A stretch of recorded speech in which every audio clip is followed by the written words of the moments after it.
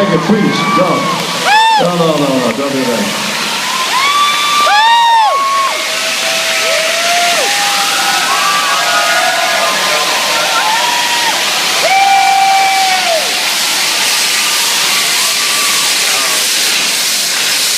That's the worst gas I've ever seen. That's terrible.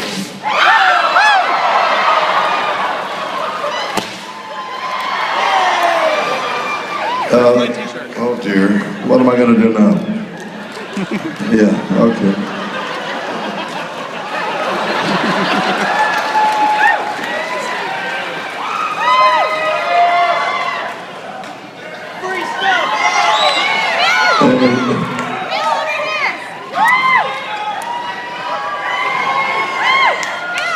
Okay. Is this all pre-planned?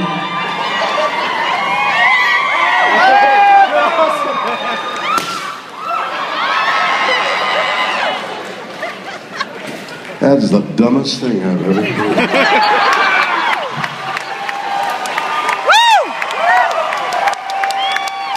Please sit down. Let's get acquainted. I've been waiting to talk to you and say hello. There's so many of you. It's great. So listen, I don't even know what to start, where to start. I love you too. And if I could see you, I might even love you more. Where to start? So, I used to come to Salt Lake City all the time. I skied here a lot. I used to stay at the old Salt Lake City Hotel. Is that it? Was Salt Lake? You know, the old one that the church has taken over? Used to stay there and drive out to all the areas and ski the powder. I was quite a skier. And in fact, it was here.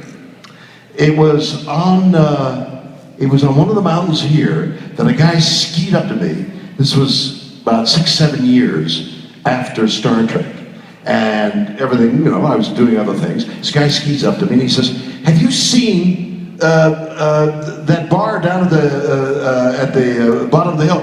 They're playing something from Star Trek." What could they be playing from this series I was done with 6 years ago? And they said, well, heck. So I went down there and they were playing the comedy, the outtakes, which were and I'm looking at this guy at the bar has got it on a loop, and I'm looking like an idiot, walking into those doors and bouncing off of them, and it was then that I thought, I wonder why they're doing that. Is it possible that Star Trek could come back to do something? Because there were some rumors. And it was after that moment that all that activity about whether it should be another series, another movie, then it became a lot of movies, and I made some of them. So it was very hard. And another interesting moment in Utah for me was the year before I did, before Star Trek went on the air, I had done another pilot called Alexander the Great, and we shot at St. George, and I had to do 3 people from St. George. Well, we know they mustn't be allowed in Salt Lake City. And I had to ride a stallion, a big black, coal black stallion. I had to ride him bareback, because that's what the Greeks did. Oh, it hurt so much. And I had a sword, and I had the horse in one hand, the sword in the other, and it was a big deal. The series never sold, but during that year, a famous playwright by the name of Norman Corwin had written a play for me, and we opened that play at the University of Utah. During that time, they had world premiere. They were premiering new plays for a while at the University of Utah, and then those plays either died or went on. Our play was going to Broadway, and we were opening the world premiere in Salt Lake City at the University of Utah, and we had the Broadway house booked. We're on our way. Norman Corwin, famous. I got a phone call. you can't go to Broadway. You have to appear in the series pilot that you made, and we picked it up, and we're starting this year. The name of the pilot was called Star Trek. And that are two of my occasions in Salt Lake City and in Utah, besides the great fun I've had skiing the hills here, walking the Wasatch Mountains and that kind of thing. So, what I thought we would do is I would take questions from some of the people. You got a microphone here? Are you a questioner person? Or are you just looking beautiful? You can't help but look beautiful. Are you a question, or are you like guiding people? You're guiding people. And are those the people that are asking questions? No. So we don't have anybody asking questions. But you're still beautiful. Not quite as bright as I wanted to be, but are you cool? No, I'm only joking, because beauty and brains go somewhere. Are you a question person? You got a question. Okay, here's what you do. You get right close to the microphone. No, even closer. Even closer. Come on the side of the microphone. No, I'm only kidding. Go right up into the microphone. Closer, right in. Yeah, like chew it. Chew it. Chew the microphone. There you go. Yeah, now speak. Okay, how are ya? But you're not chewing the microphone. No, I speak. It's the altitude, and it gets it. Lack of oxygen does that. What's your question? No, get closer to the microphone. Okay, can you hear me? Now I can. Okay, good. So I was the one that asked you last night about the Big Bang Theory. About the Big Bang Theory? Yeah, and I just had a follow-up question. A follow-up question. This gentleman asked me about why don't I do the Big Bang Theory? Yeah, and you said last night that you were going to call them Monday. Yes. So are you really going to? No, I'm not going to. Of course I'm going to. I'm a man of my word. Because the question I have is, how many of you were here last night? Or let me put it this way, how many of you weren't here last night? Okay, okay. Last night, this young man who was chewing the microphone then and not now, I don't understand, asked me why don't it, because they've asked me a number of times, do the Big Bang Theory. And I said, well, I don't, a half-hour series, I'm an actor, I don't, and should I? And a lot of people applauded. In fact, a lot of people got up and cheered that I should do it. And I said, well, I mean, if that's the majority opinion, I'll call the producer, whom I know, on Monday morning and say, hey, if you want me still, and you pay me a great deal of money, I might, because I was urged by the audience in Salt Lake City. So it'll be a fun experiment when this guy tells me to buzz off, like, no, we don't want you. Turn us down and never done, we don't want you. I don't care what Salt Lake City did. But I will ask on Monday morning, I will call him. Hi, beautiful, how are you? Your beauty and brains shine through, it's obvious to me. Chew the microphone. Hi, I'm one of the three from St. George, so. You're one of the three from Lake George? So you're welcome. Is Lake George a retirement community, or is it? Yeah, it is a retirement community. So a lot of old folks there? Yeah. Yeah, would I fit in? Yes. Yes, I would fit in, okay. What's your question? I'm not coming to St. George, you can't make it. I don't care what this crowd says. So do you have any advice for actors being in comedy? Advice for actors being in comedy? Yeah, in film, like. In film comedy. So by that you mean, how, if you're an actor, how do you get into comedy, sort of thing? Right? Is that what you... Well, no, not getting into it. I mean when you're on set. Oh, you mean like if it were me? And what am I doing? If it's funny? I try to avoid picking my nose, because that's not... Well, here's the deal. There are people, if we're taking a series, for example, a funny series, there are people who are hired who usually, the usual form is, these writers are hired and they all go into a room. Well, it's a room the size of a big bedroom. And they got couches and chairs and people who are typing. And these maybe half a dozen people, men and women, start thinking, talking out loud about what would be funny if their characters in the series would do X, Y, and Z. It's called a writer's room. They write and they write and they write, and then they get a rough draft. Then the producer sees it, and he says it's not good enough, and then he says go back into the writer's room. So the writer's room becomes both a playpen and a prison for these writers, because they've got to go and be funny. So finally they emerge with what they think is funny, what the producer thinks is funny, and then what the director thinks is funny. Okay? I did, for a year, I did a half-hour series called Bleep My Father Said. Okay? Half-hour series. Written by the two guys who did Help. The red-haired girl and the gay guy. Will and Grace. Will and Grace.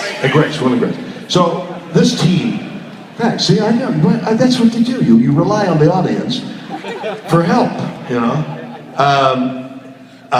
So Will and Grace. So they had a major success with Will and Grace, and they wanted me to play this part. That and so these guys and the writers they hired would do these, make these scripts up. Then they'd give it to me, and then I would try to do, at a reading, we would try and make it as funny as possible, but yet not lose sight of the humanity. Well, that balance of humanity and comedy is what seems to be what attracts people to these half-hour comedies. You want it to be funny, you want to laugh, but you want to feel for the people. But that balance is what Hollywood tries to do, and in my case, we didn't achieve the balance of humanity. These guys, the Will and Grace people, were so funny that they got lured, seduced by the joke, and not by the relationships. And we think that was why it was canceled after the first year, that the relationships weren't there. So, what does an actor do when doing comedy? What you're doing, what you should be doing is not be doing comedy. You should be thinking, how does this relate to the people you talk to? How can you make it more human and thusly more genuinely funny, and the audience would react to it? So that's what an actor does. Actually, I don't know what people do when they're funny. I just sort of made what I said up. No, but I guess that's really what. Hello, how are you? I have liked you ever since I can remember, but I fell in love with you when you were in Boston. When I was in Boston. Please say those two words that all women love to hear. Love you. See you later. That's three. That's three. Later, baby. Baby, later. You and me. What? That's three too. You, right. Me, upstairs. You mean Denny Crane? Yes. Okay. Next question. One of my favorite episodes of Saturday Night Live is when you hosted in 1986. Yes. So what was it like with Kevin Nealon as Spock? I forget his name. Are you trying to remember something? Yeah. Don't look to me. The guy playing with Bones. His name. What are you trying to remember? Oh, what was it like with the Saturday Night Live cast? Get a Life? Is that you're trying to remember Get a Life?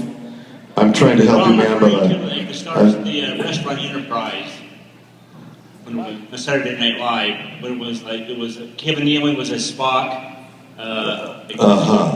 Oh, they did a sketch.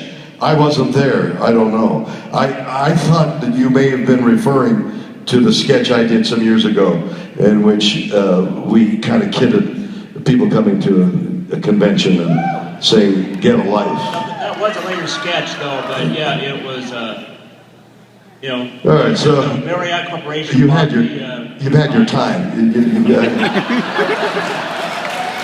The question now is, how good is his memory? I think that's the question. But this sketch he's referring to, or I think he's referring to, about Get a Life, has an interesting sort of sequence of events. So the phrase I said in the sketch that reverberated was to the people, get a life. And then the question was, how alienated, did I anger people? Of course, it was just done in fun. But some years later, I'm in front of an audience like this, and while I'm trying to be entertaining and informative and connect with you, I'm thinking, who are the people here? Why are they here? Why are you here? What brought you on this beautiful Saturday afternoon to sit in the audience and listen to this actor? Kirk. Okay. Boston Legal. It was a rhetorical question. I didn't mean that. So I wrote a book in which I went into the audience in disguise. I'd go, the individual who came in the bear suit. I would get into like a bear suit, okay? And I'd go up to people that were in line, and I'd say, why are you here? And they say, Shatner, is that you? Nothing I did. I got the most extravagant disguises, and nothing I did could disguise that they would find me out immediately. Anyway, so I asked a number of people what they were doing there.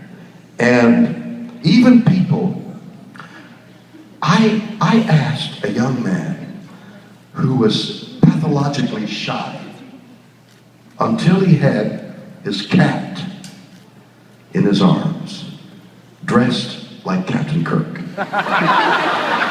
And when he had this cat dressed like Captain Kirk, he would tell funny stories. Hey, you should have seen the one. And he, then he'd put the cat down and go,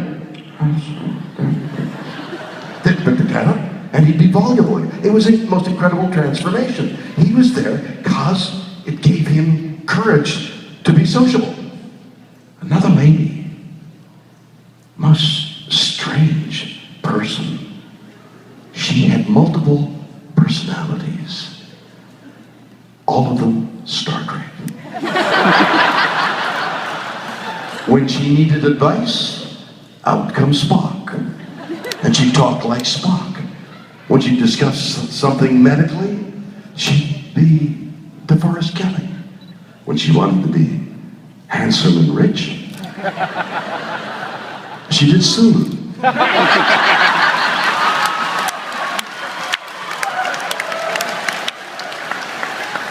So I got all kinds of strange people in the book.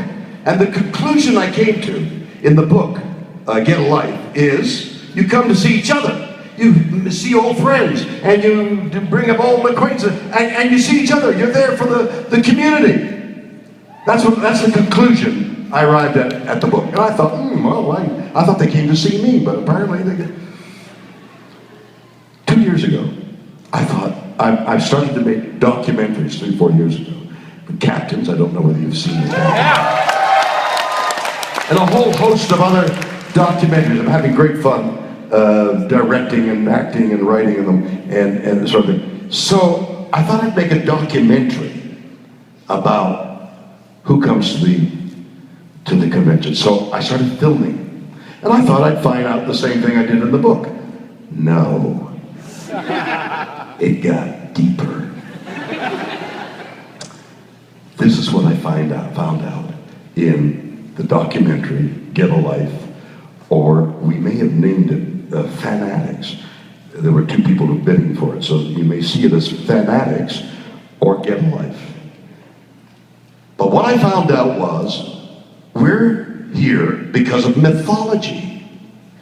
We are part of a mythological explanation of science fiction, aliens, the future, the past, what the world is going to look like, what it might not, will it be there, will it not be there? It's mythological. We human beings are hardwired to seek explanations. They're in religion, they're in the variety of things that explain things that we think might be true.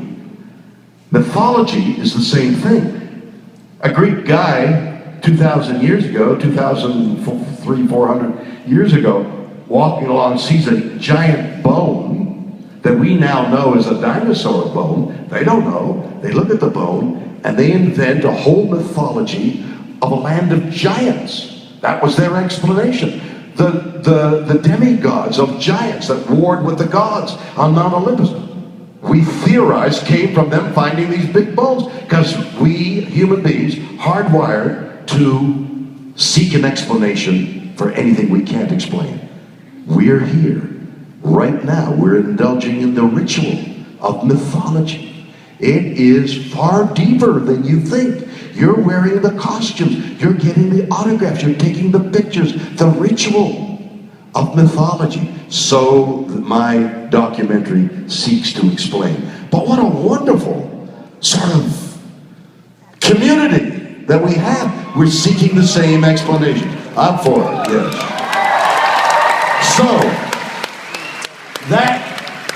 So that this term, get a life, was meant as fun, also is a form of, hey, we're a community. Get a life like the rest of us are getting a life. Hey, you don't come to Comic-Con, come to Comic-Con, have some fun. Get in the ritual. Okay, next question. Where are we? Where am I? Here? Yes. So you had the first interracial and interspecies kiss on television. What was some of the ramifications from that kiss? What do you want to know? Just the her lips were moist. Is that what you want to know? She breathed very quietly, but it came from deep within her. What else do you want to know, you psychopath? That was the 1960s reaction to... Congratulating me? What did you say? No, the 1960s reaction to... Oh, the reaction? Yes. Oh, I was overwhelmed. No, I had kissed a girl or two before, so no, it was extraordinary. We weren't unaware of the fact that Michelle was African American, but she's a beautiful lady, and it was a pleasure to embrace her. And they got some reaction in the South, a little bit here and there, not terrible, but over the years that's changed, and it's all go. So yes, there was some controversy over that kiss, but not a great deal. And since then, it seems to have worked out very well. I do. Hi. Other than Star Trek, I saw you on a couple episodes of Alfred Hitchcock, and I was just wondering what it was like to work with him. He was at the latter time of his career, and it was very, very strange. Alfred Hitchcock, for those of you who might not know, was a great director of, what would you say, horror films, of what? Suspense. Of suspense. Perfect, thank you so much. Can I rely on you for future information? Every time. A great director of suspense. Give me some of the names of his movies. Birds. The Birds. Rear Window. What? Rear Window. Rear Window. Rear Window.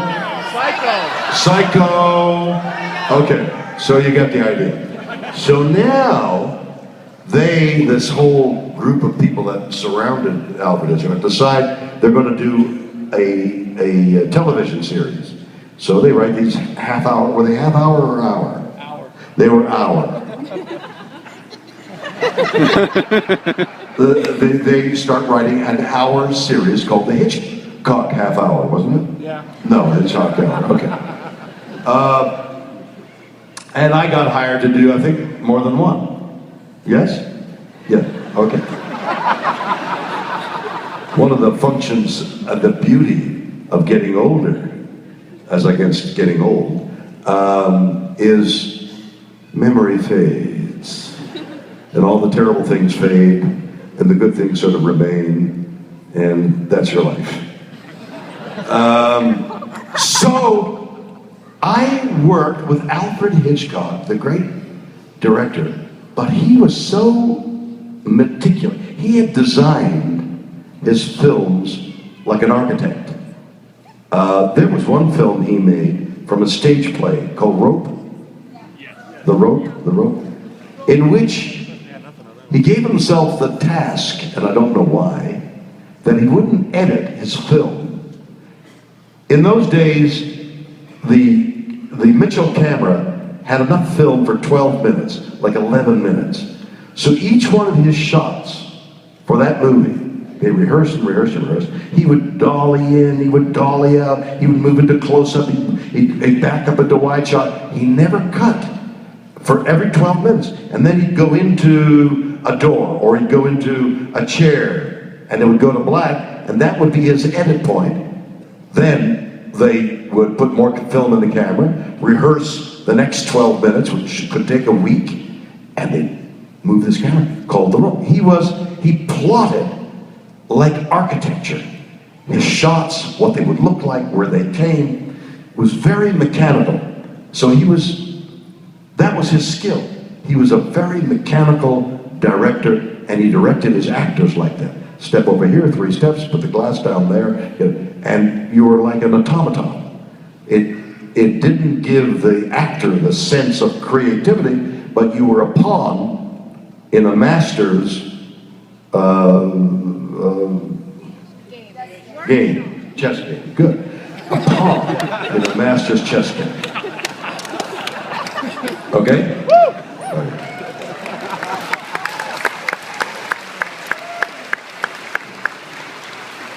Hello there, Mr. Shatner. Hello there. You got something wrong with your face, right? Oh yes, I've been through many burn traumas.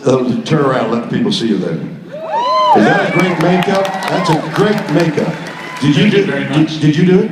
Yes, I did Have I did the front piece myself. Yeah. And my mom had to help me with the back. Your mom helped you. Yeah. I'm one of those See, guys. mom is good. You're one of those? I'm one of those. You're home, Yeah. living with mom, I can't help it. I and work you say, at Mom, UPS. can you put my makeup on? And she says, okay. It's okay, dear. I'll be happy to do it for you. Did you use any Kleenex? Did you paste glue Kleenex? Yes, it's tissues with latex. Tissues with glue on. Yes. That's what we did in Star Trek. There's one show, and I've forgotten the name of it, but you'll tell me the name of it, where we all age. The deadly years. The deadly years. The Deadly Years. Thank you very much. Thank you. Are you Googling this stuff, or do you got it in there? Holy cat. So, old age makeup back then. Now, they use rubber and all that kind of thing. But back then, they would crumple up Kleenex, and then glue the Kleenex, and then paint the Kleenex. So you had Kleenex all over you. You know. Yeah, I play old school. You did old school? Yes. You got rubber? It's rubber. No, it is but latex Kleenex. Kleenex. That's great. What's your question? My question is, I have a lot of downtime at work, and all of that You have a lot of downtime at work? Yeah. I work at UPS, so we mess around a lot.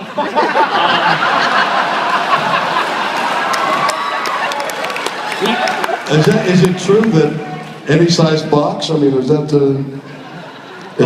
that is UPS, or is that FedEx? That's UPS. Yes, it is.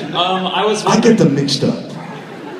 We play a lot of practical jokes on each other. I Do was you wondering really? if you did that to each other on Star Trek with with your co-stars. No, DeForest never played any practical jokes. He was a Southern gentleman. And Leonard...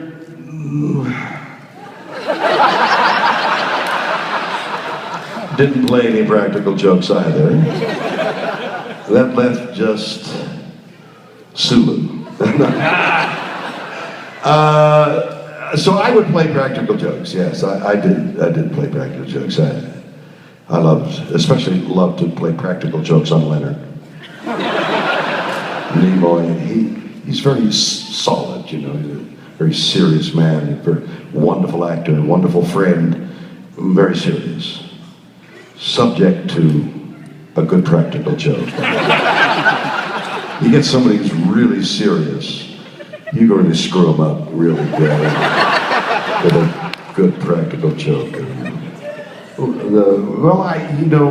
one that comes to mind is lunch.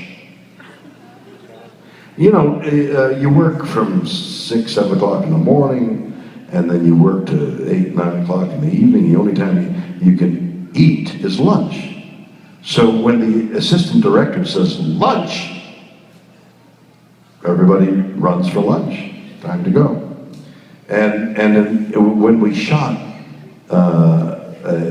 in those years at Paramount Studios, our 3 stages, they gave us 3 sound stages, like about this size, and we had sets in them and everything like that. But they were way, way up in there, and the commissary is way down over here. And they gave us a half hour for lunch. So if they called lunch, you had to get down to the commissary. But not only that, you had to be like the first 10 in line, because if you got longer than that, the line took long. The half hour was over, you had to get back. They were very, very strict about leaving on time and getting back on time, because every minute is like $10,000, and they'll be very upset if you're not ready to work on time. So that half hour was very precious for those of us who wanted to eat. So, and I used to run track, and I played football. Leonard was a big, tall, and lanky guy, you know. So when they called lunch, in fact, by the time the guy had lunch, I was gone. I raced down there, and I got to the commissary boy, and by the time Leonard got there, I was on my way out. So Leonard bought himself a bike. And the guy would call, the first assistant would go, la, and I was out. Leonard ran, got on his bike, pedaled his bike, got there before I did. He got there before I did. So one day, I brought a chain. And one of those locks, the American lock, they used to have an ad where somebody would shoot a .45 at the lock and it still wouldn't break. One of those unbreakable American locks. And I wound that chain around the bike and I put it against a fire hydrant and I locked it. And then the second assistant called, look, and I'm out. Leonard's out. He jumps on his bike. He's a Shatner, what have you done with my bike? I'm eating lunch, I don't answer that kind of thing. So the next day, you can applaud later, just hold it, I hope. He brings bolt cutters. And he cuts the chain, he beats me. The following day, I put his bike. Well, you know, in a studio like that, there's a lot of people who steal things. I didn't want Leonard's bike to be stolen. So I put it in my dressing room for safekeeping.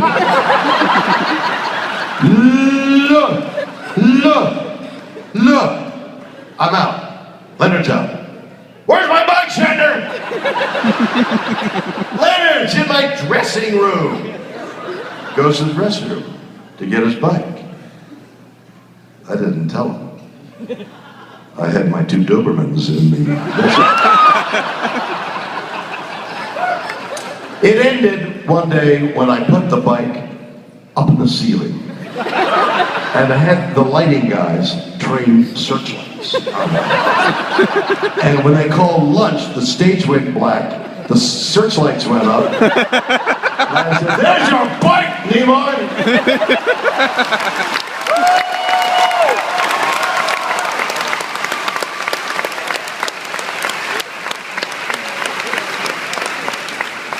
Why are you standing on a chair? Because I'm not tall enough for the mic. Oh, I see. Get right close to the microphone so we can hear you. Okay. That's it. And speak very softly.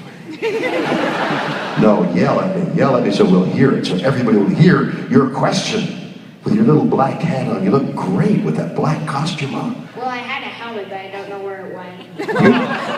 You had a helmet and you don't know where it went? Yeah, I lost it when I sat down. And I'll bet your dad is real happy about that one. I was wondering, when you played Captain Kirk, you defeated a lot of Klingons.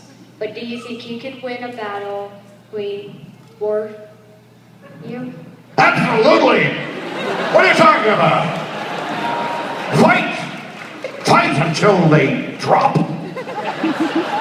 Or maybe you gotta run and let them run after you. You run until they get tired, then you turn around. And you get them and you fight them and you suckle and you get them and you put your neck out.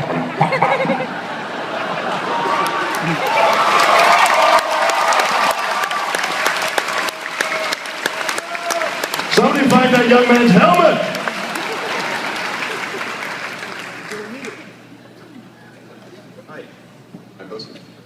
Well, It looks like you gotta get on your knee. Oh, there you go. well, on behalf of all the people back in Ireland, we all say hello. Closer, man. Say So hello. all the people back in Ireland want to say In hello. Oregon? Ireland! In Ireland. Anyway, In Ireland, yes. Ireland. I just wanted to get a fist bump. Fist bump. Thank you very much. That's it? And who would you have play you in a movie about your life? Chris Pine.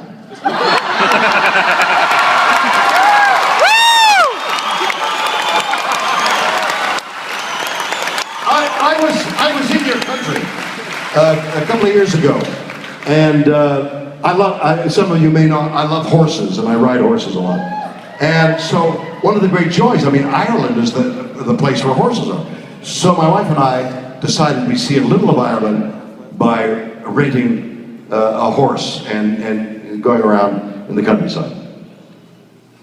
So we went to a rental stable, and we rented a couple horses, and the young lady who was renting the horses said, I'll take you out on the trail. So we all got up on our horses, and I was on this huge Irish bay horse, and I got up on it, and immediately the gnats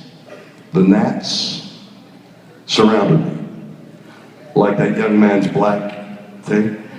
The gnats all surrounded. I couldn't see. There were so many gnats. I couldn't breathe because they were in my mouth. Okay. And I said, the horse has attracted the gnats, because before I got up on the horse, there were no gnats. I said, the horse. She said, oh, yeah, it's terrible. She says, here, you take my horse, I'll take your horse. So I got off my horse and got on her horse. The gnats followed me. That's the worst country for gnats. I'll tell you something else that happened to me. They have gillies there, right? Guys who show you where to fish and hunt. So there was a guy in a village, he was the gilly. And we said, we had fly fishing. You want to fly fish in Ireland? That's the place to go get rainbow trout, or whatever it is they have there, salmon. He said, I'll show you. I'll take you where you want to go. So my wife and I, carrying our fishing rods, walk along the stream, and we see a little spot, and there's a guy there. And our Gilly says, hey, George, how are you? And George says, I'm fine, Gilly, how are you? It's nice to see you, man. Good luck to you. Walk a little further along, and we see another guy. And he says, hey, Dick, it's nice to see you. How are you doing there? And Dick says, hey, Gilly, I haven't got anything yet, but finally we find a spot. And I cast out there, and I cast out there. My wife Liz cast out there, and no fish. After about an hour, I say, hey, Gilly, there's no fish here. He says, oh, no, there's no fish here. I said, what? There's no fish? He says, no, there haven't been fish here in 20 years. I said, well, what are all those guys doing casting out? He says, oh, well, we're members of Alcoholics Anonymous, and we come here for the relaxation of just casting out.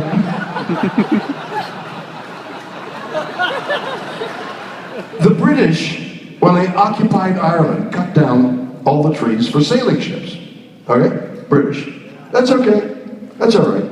I'm Canadian, so I'm on good terms with the British. Yeah. So they occupy Ireland. They cut down all the trees. They make the wooden sailing ships that the Royal Navy was so proud of, and they cut down all the Irish trees. But they replanted other trees, not the same kind of trees, but other trees, fast-growing trees. What happened was they changed the acid balance, the acid-alkaline balance of the streams. And in the last 50 years or so, the fish are like gone from Ireland. Even the salmon don't come up the streams anymore because it's too acid or alkaline. The new trees have changed the ecological balance of many of the streams in Ireland. So weird. Okay.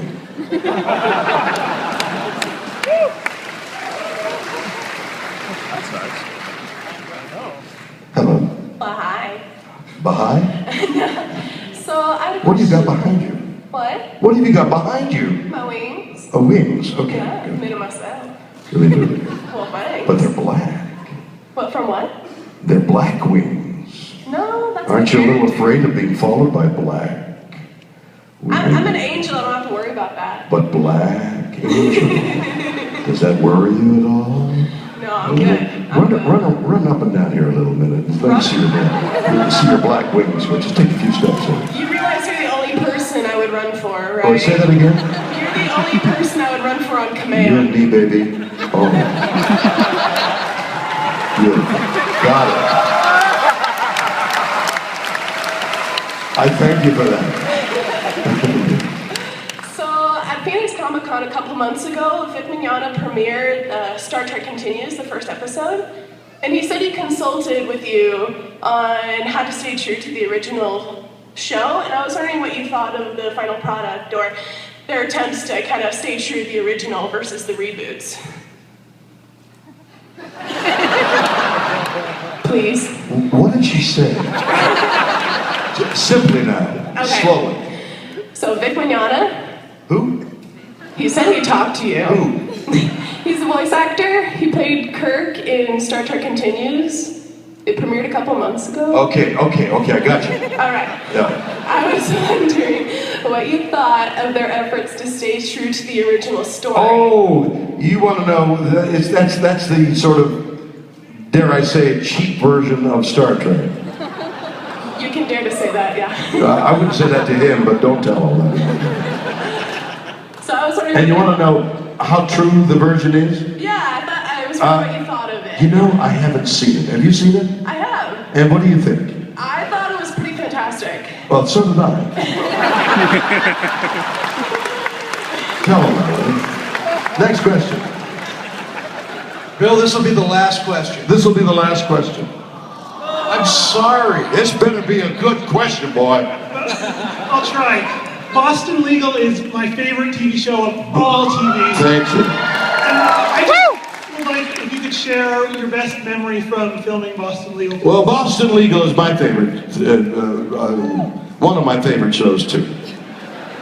And the time I had with James Spader on that balcony was more fun than anything, and it was so well written by David E. Kelley, and James is such a wonderful actor. We had a great time. So those moments of that wonderful cast, Candice Bergen and René Aubergenois, and they were just wonderful. I had the best time.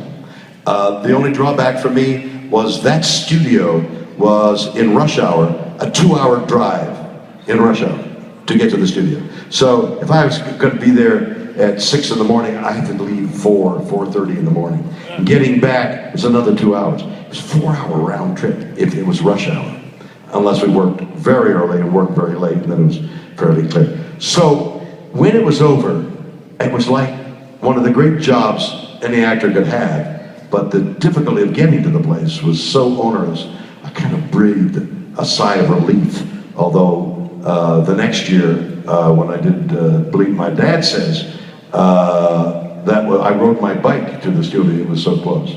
So I had a couple of things going. Ladies and gentlemen, thank you. It's been so good. William Shatner,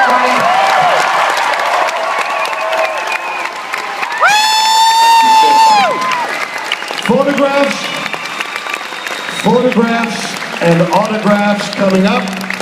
I've got a new album, Pond of the Mystery, in early October. Look at WilliamShatner.com for webisodes of Brown Bag Wine Tasting. What else? And the Captain's Close-Up is a unique look at those actors that you found very popular and wonderful. Take a look at that as well. Thank you so much. photo ops of Froggies. You're doing photo ops, and then you're signing autographs, photo ops at Froggies. Yes. Photo ops at Froggy. Right immediately after Right this. now.